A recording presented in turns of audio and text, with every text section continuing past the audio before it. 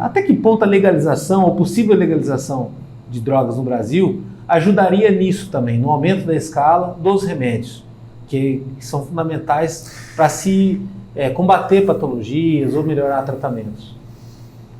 Então, eu não sei se eu te compreendi, tá? Mas assim... São vias diferentes. Então, eu acho que assim, a legalização no mundo todo não tem mostrado diminuição de consumo, se você está se referindo a isso. Para quem faz uso errado, piora. Não tem mostrado que melhorou isso aí. Continua tendo muita gente que... Assim, o problema da maconha, no consumo dela, lógico que tem os efeitos colaterais que você falou, mas o que é muito grave é o consumo via combustão, tá certo? Que aí tem efeito pro cérebro. Porque aí tem efeito cardíaco, aí tem efeito pulmonar, ela provoca câncer de pulmão, ela provoca enfisema. Igual ao cigarro também. Exatamente. Entendi. Exatamente. Quando você queima ela, você muda a substância dela. Transforma essa substância em substâncias que são nocivas. Uma questão científica, então. Exatamente, é igual que o tabaco. O tabaco é a mesma coisa.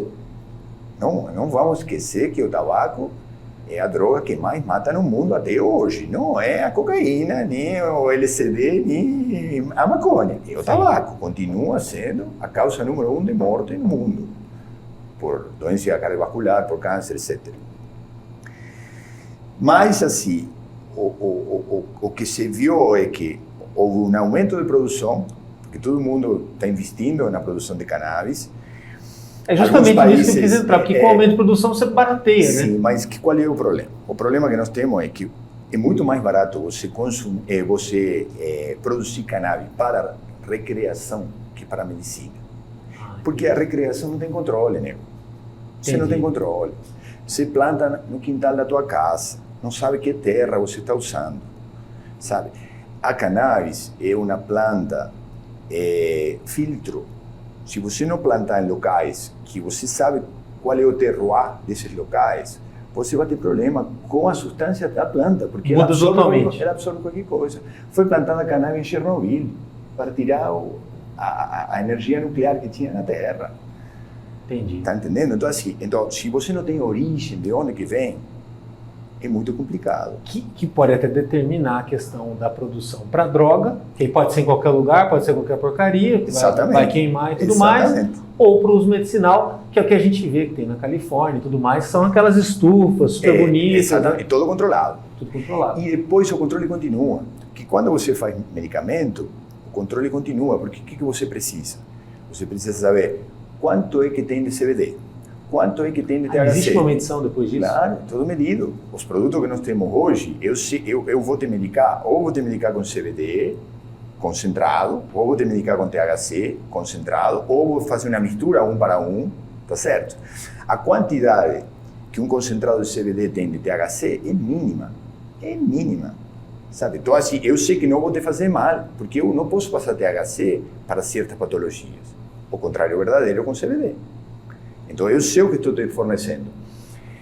Essa é outra coisa interessante, já que você entrou no mérito, que acho que é importante.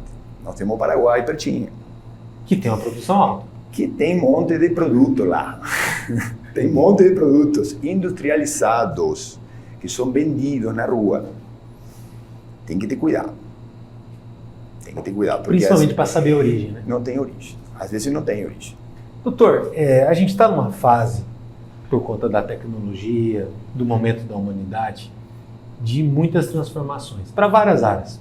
Jornalismo, comunicação, está sendo revisto, o público tem uma aproximação e um questionamento muito grande quanto à notícia, quanto à informação, no direito ou em outras áreas que o robô substitui a expertise humana e cada vez tem sido mais crescente.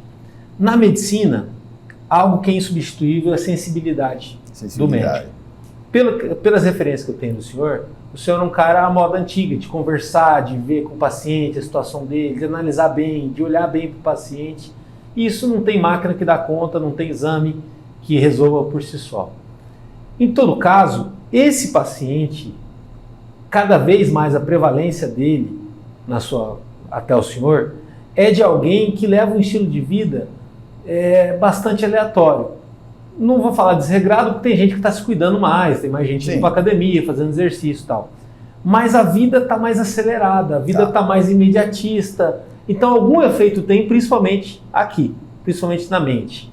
Como fazer para que o tratamento da medicina, pensado durante séculos, de uma mesma forma, ele passe a ter efeito nesse mundo que é totalmente diferente do que veio antes? De repente é buscar mesmo alternativas, como essa da medicina endocannabinoide, da gente também ter uma humildade de falar, opa, vai ter que fazer diferente porque o cenário é totalmente atípico. E tem mudado, a medicina que a gente faz hoje não é a medicina que nós fazíamos 10 anos atrás, vou te falar. Tá? Tem essa ruptura. Tem uma ruptura. Inclusive o paciente é diferente. O paciente mudou porque ele não confia muito no médico, ele confia nos exames. E já chega com Google. Já chega com todo. Ele confia nos exames. Você tem que mostrar papéis. Sim. Às vezes é até interessante, sabe? Para algumas patologias é até interessante, mas eu acho que é um exagero. É um exagero na busca por exames. E se perde um pouquinho o foco, que é isso que você está falando, não? Se perde um pouco. Eu falo disso por conta do quadro clínico. Por exemplo, tratando a questão da ansiedade, né? Isolando, vamos pegar só essa questão. É lógico que o paciente que tem ansiedade, em determinado momento, se ele tiver acesso a um remédio, um tratamento com o especialista, ele tem chance de controlar aquilo. Porém, qualquer vacilo, qualquer desregramento, aquilo volta e às vezes volta até pior. Sim. Né? E daí a importância do médico, do acompanhamento, é algo que para o mundo de hoje não combina muito. O paciente fala assim, estou tomando, estou bem, já era, resolvi a situação. Então, existe um imediatismo, uma autossolução que a vida às vezes não respeita, né? E aí volta ele de novo para o senhor, volta mais baleado, volta pior, aí ele acha que a culpa é do remédio, né? E por trás de cada remédio tem uma baita de uma pesquisa, né? Um critério enorme científico. Deixa eu fazer um comentário com respeito a isso. Vou trazer esse negócio da ansiedade e vou transformar ele na insônia, que você falou da melatonina. Que muita gente tem, né? Muita gente tem. Eu fiz um curso, acabei há pouco tempo mais um curso de desprescrição, que é você tirar remédio do paciente. Que muita gente fala da desmama, né? Exatamente. E nesse curso eu tive aula com vários especialistas, vários psiquiatras, gente muito legal, sociólogo, inclusive psicólogo. E uma das coisas que é assim é insônia. Insônia, os pacientes começam a tomar um remédio, ficam tomando e conseguem a receita é controlada, e ele consegue a receita e, sabe, compra a receita e vai tomando. E o que não é controlado é pior ainda, né?